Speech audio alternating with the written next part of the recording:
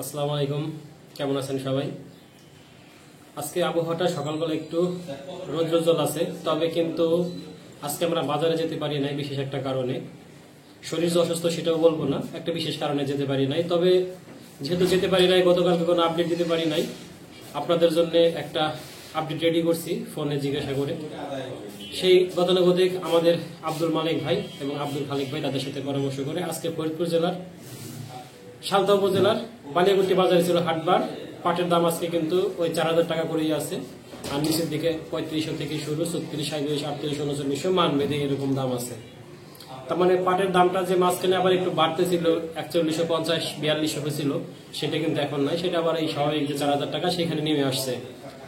আর পেঁয়াজের কথা বললে, পেঁয়াজ কিন্তু ওই আমরা যেরকম দেখছি যে 1750, 1700, 1800, 1650 ওই রকমই আজকে সর্বোচ্চ 1700 টাকা বিক্রি হয়েছে, 1600 থেকে 1700। তার মানে এই 1600 থেকে 1800 এর মাঝে ঘোরাঘুরি করছে। পেঁয়াজের দাম খুব একটা বাড়ছেও না কমছেও না, কিন্তু এখন যে একটা পেঁয়াজের ভরা মৌসুম, মানে চাহিদার যে মৌসুম, সামনে যে কোরবানির ঈদের সময় সবসময় দাম বাড়ে, সেটা কিন্তু এবার হচ্ছে না।